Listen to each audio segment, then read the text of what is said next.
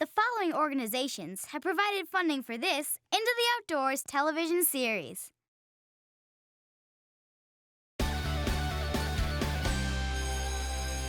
Let me tell you a little story about my journey in sustainability. Hello, class. For this week's assignment, you'll need to spend 1 hour outside observing your surroundings. Then you'll investigate what you saw and communicate those findings to the class. What started out as just a normal school day turned into an opportunity for adventure. As soon as I got home, I packed my backpack with everything I needed to start my journey. And then I was off to my neighborhood park to begin my observations. I got set up and started writing down every little detail I saw. But I didn't see anything really exciting until a fox!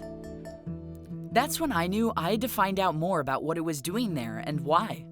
To find my answers, I needed to go further into the outdoors.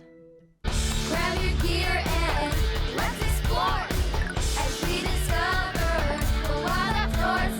Science, discovery, it's what we do. You can make our Earth a bright and better place by joining us in this wide open space. Into the outdoors.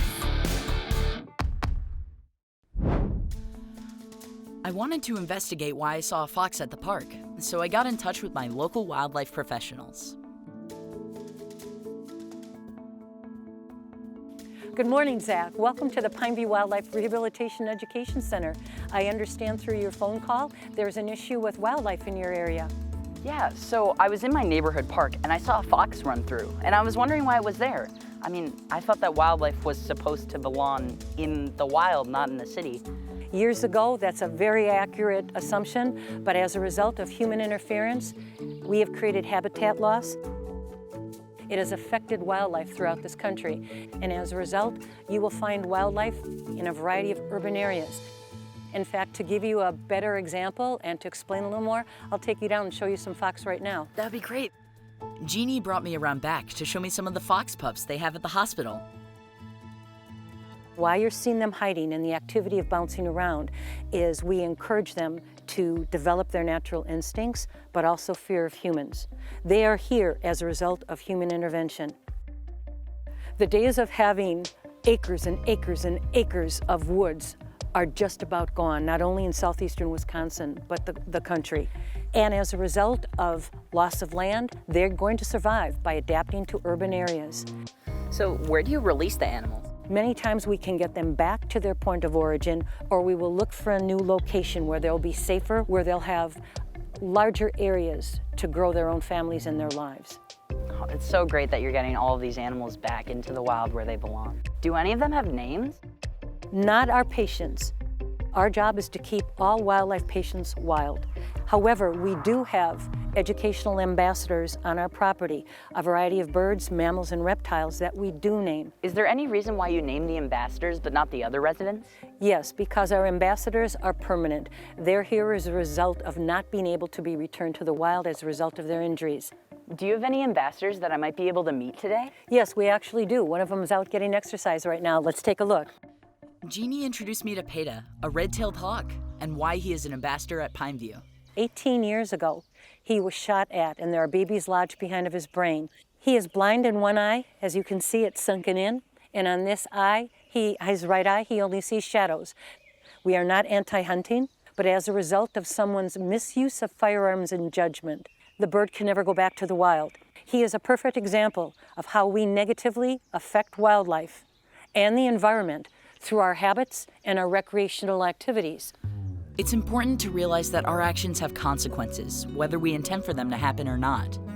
Jeannie introduced me to another ambassador who is impacted by someone's lack of judgment and awareness. This is Wahosi. He is a screech owl, second smallest owl that we have in Wisconsin. Your larger hawks and owls, such as Peta, are usually pretty easy to pick out, to hear, to see in the sky. Not so much with the smaller ones. They inhabit small holes in trees, cavities, and it's more difficult to see and hear them. As an example, 2 years ago, in an area not too far from here, we got an emergency call because individuals had not just felled the tree, they started cutting it up into sections. And when they did, they cut off the wings on accident and the leg of the mom, who had to be euthanized immediately. The 6 young survived, and we were able to release them. It happened again this year near Madison. This can be avoided if you know what's in your backyard, know who is coexisting, living in your branches, living under your trees, living in your shrubs. You have a responsibility to know what's in your backyard and help to protect and coexist with wildlife. In an attempt to reach a larger audience in more neighborhoods and schools, we have teamed up with the Quad Corporation, and we'll be doing a wildlife environmental sustainability presentation at a local school. Would you care to join our other ambassadors? Yeah, that'd be great. That's when I finally understood that the fox in my neighborhood was coexisting in the same environment as me. Although I had the answer to my original question, my investigation led me to so many more. Turns out my journey in sustainability wasn't over yet. It was just getting started.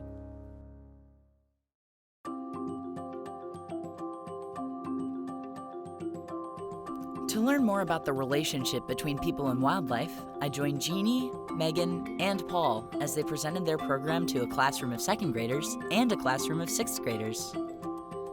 Sustainability, the environment, wildlife, this earth, and you. And that's why we're here today. I'm going to be bringing out our ambassadors. Jeannie introduced us to the wildlife ambassadors of Pineview: Coda, Peta, Joey, and Wahosi. These are birds and reptiles that have been injured. Some have been shot, some hit by cars, some poisoned, and some in steel egg hole traps. This bird is not my pet. There is no such thing as a pet wild animal. No turtle, no bird, no opossum, no crow should ever be brought into your house. They want to be out where the trees and the wilderness is because they are wild animals. For those of you that are familiar with painted turtles, this is one. He's deformed, and it's because of humans. He was brought in a 2-gallon aquarium with a light bulb and sticks, reptile sticks. That's like you eating chips and having soda for a month and a half. He will never have a normal shell. He is our ambassador. If you find turtles or frogs, it is okay to look, but leave it. Joey can never go back to the wild.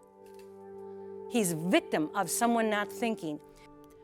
You may think you are helping when you find a young wild animal and bring it inside to take care of it, but you are actually taking it away from its natural habitat and other animals of its species. Coda is another example of what can happen when you try to keep wildlife as a pet. A family of 4 found Coda, took him into the house, and kept him in a kennel cab like that for 4 weeks.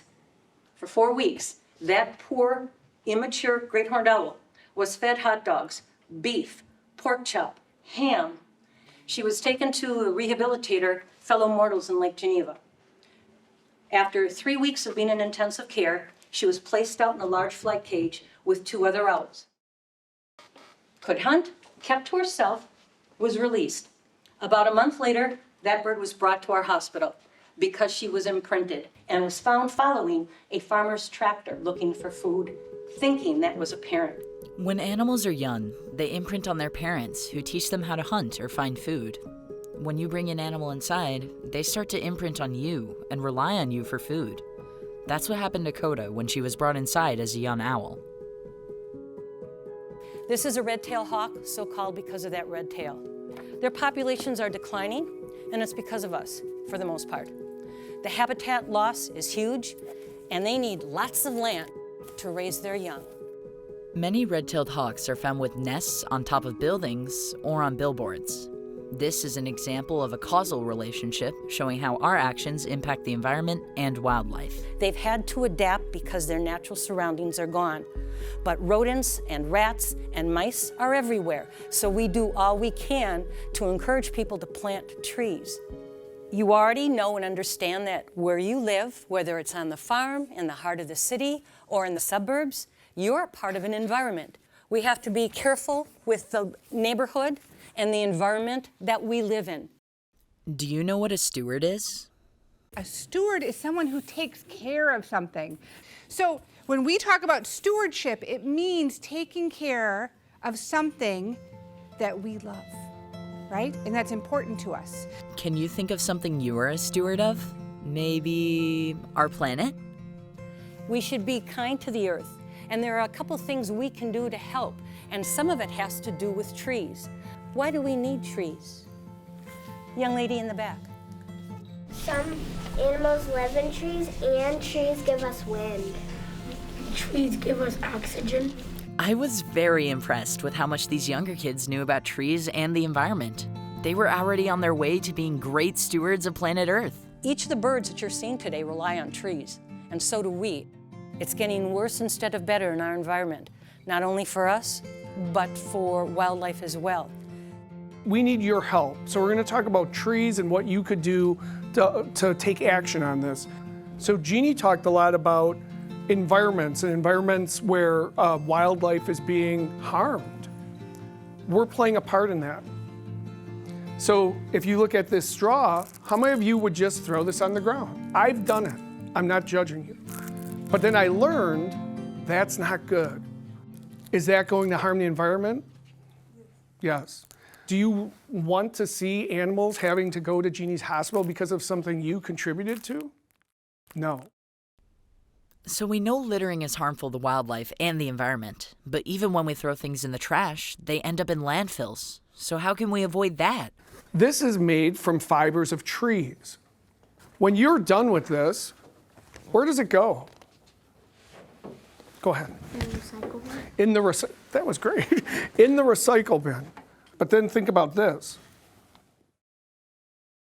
This film on the top is not recyclable. So the more boxes and packaging we can recycle into new packaging, the less impact we have on our environment and wildlife. The more things you use that can be reused, so this is reusable, so it's not even having to go in the garbage, the better we're going to be. This is your world. It's my world too, but as the next generation, we're leaving you some things that probably aren't great. There's things like climate change, if you've ever heard of them. There's things like waste. You can start to learn now, today, how to recycle differently, how to be a good steward so that you're helping.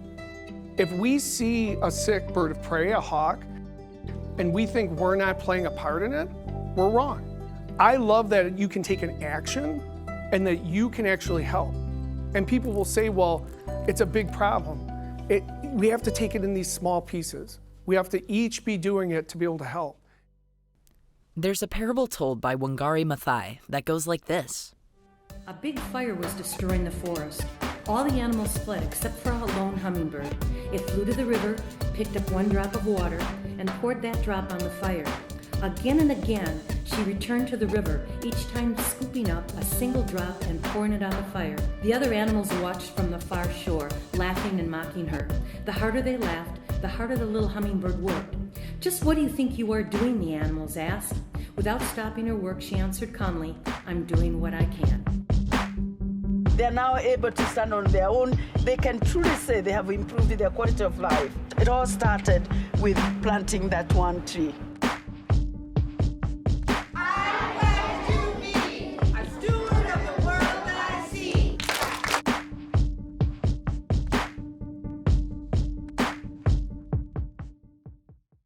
Thanks to the wildlife educators at Pineview, I learned the importance of keeping our environment healthy and even some ways to make my daily habits more sustainable. But I wasn't stopping there. I wanted to learn more about the ways my community is making a difference and how I can get involved. I met up with New at Troy Community Gardens to see what kind of impact community gardens are making on wildlife, the environment, and the people involved. So I asked her about her own experience in the garden and why she thinks it's important.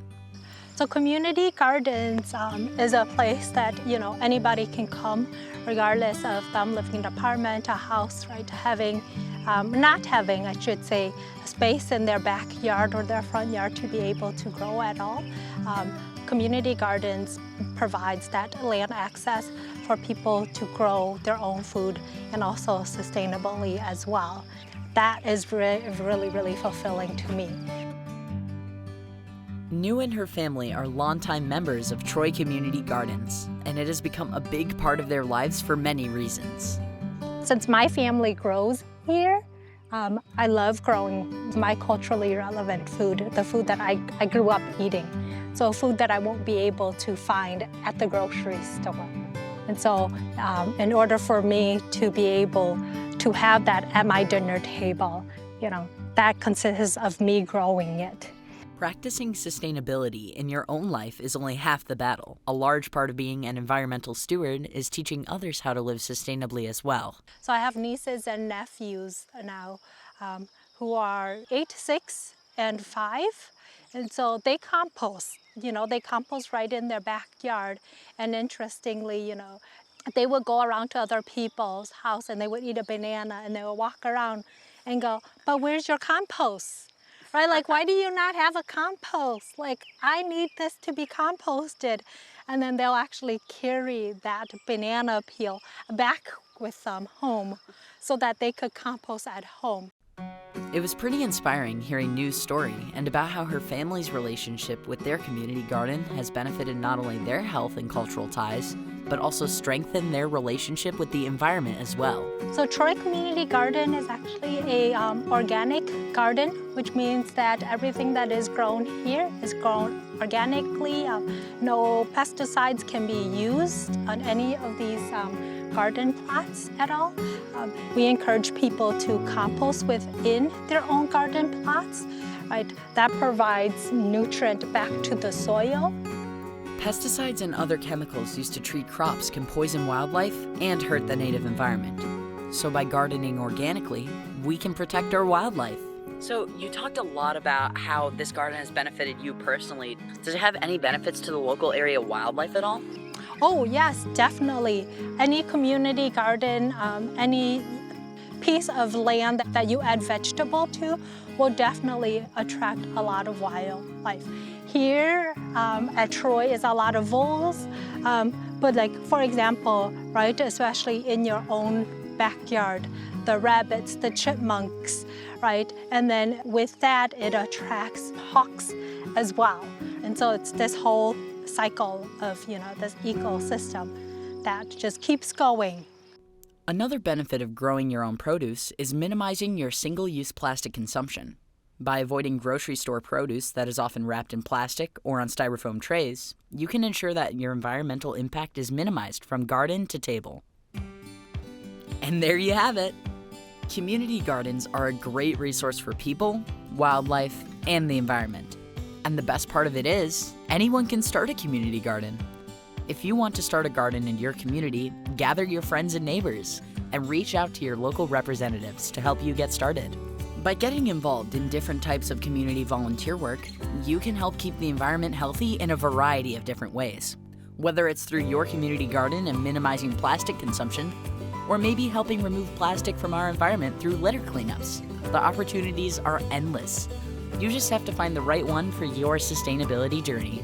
Getting to meet with Nu and hearing about her journey in sustainability really inspired me in my own journey. It also helped me realize that not everyone's journey looks the same.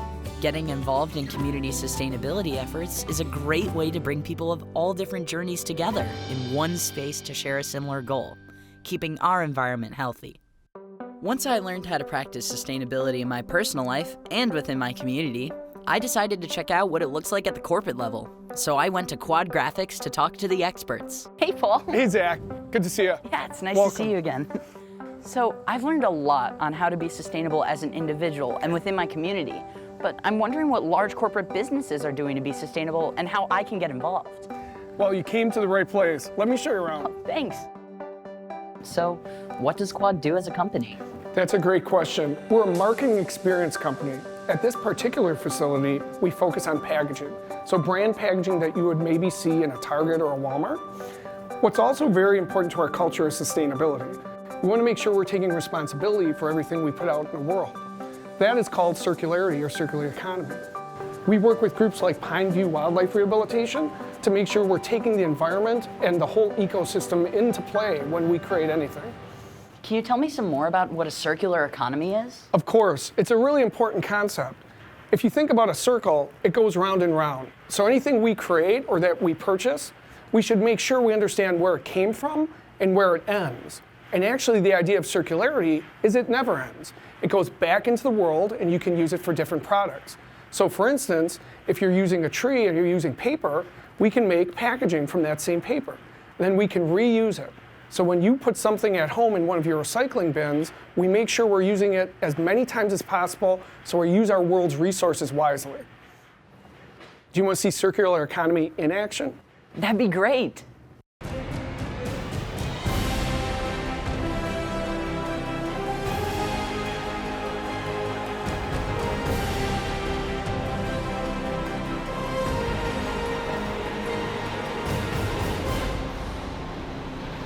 Ready to go? What? Come on.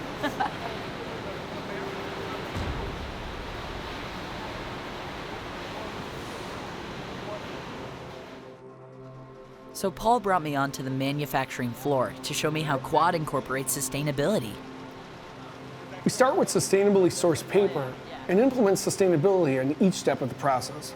We cut the paper into the exact size we need to reduce waste, and any waste we do produce gets recycled back into paper. It was pretty cool getting to see how the packaging we use every day is made and recycled. But I still wasn't sure about one thing. Why is corporate sustainability important? Large corporations are mass producers of waste, so it's important for them to practice circularity because the impact is much larger than it is for an individual. Of course, every little bit makes a difference, so we try to encourage everyone to recycle and practice circularity in their own homes. A great way to start practicing circularity at home is to buy products that are packaged in cardboard instead of plastic, so it can be recycled. This looks a lot like the oatmeal I eat for breakfast in the morning. Okay, that makes sense. Big companies make big impacts, and I knew I wanted to make a big impact. How can someone like me make a difference in corporate sustainability? We had a group of students actually come in from UW-Milwaukee. They helped us find ways to lower our water usage. While it may not look like it, we actually use a lot of water here. We need water to run the printing press, as well as to keep humidity in the plant to stabilize our paper so it doesn't warp. It was a really cool way to get them involved in corporate sustainability. So you might be asking yourself, what does corporate sustainability have to do with my sustainability journey? You can make corporate sustainability part of your journey by working to influence businesses to take on more sustainable practices. Here's one story of a young environmental steward and their journey in creating corporate change. Through UWM, as a part of my course of study, I had to do a project with Quad, working on improving their system efficiency and helping them achieve their sustainability goals. I try to practice sustainability on a day-to-day within my own life, but this project with Quad really helped me get involved with corporate sustainability.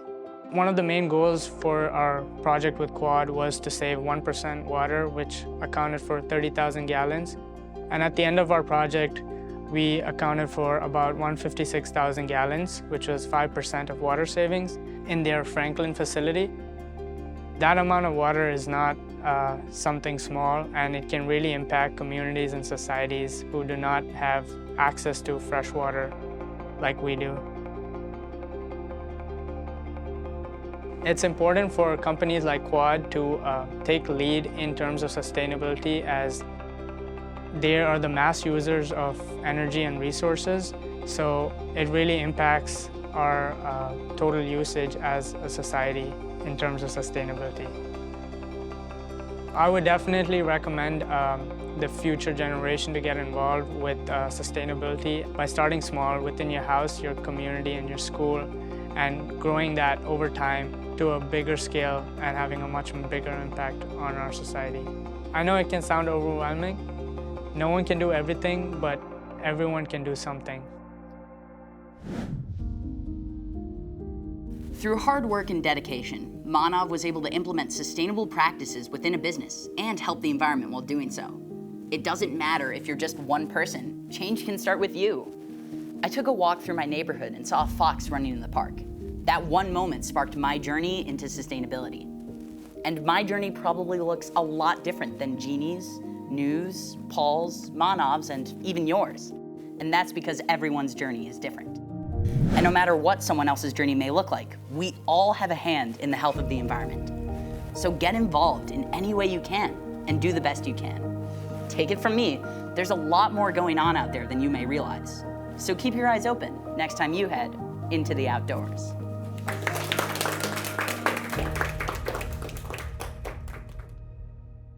Grab your gear and let's explore as we discover the wild outdoors. Science, discovery, it's what we do. You can make our Earth a bright and better place by joining us in this wide open space into the outdoors. The following organizations have provided funding for this Into the Outdoors television series.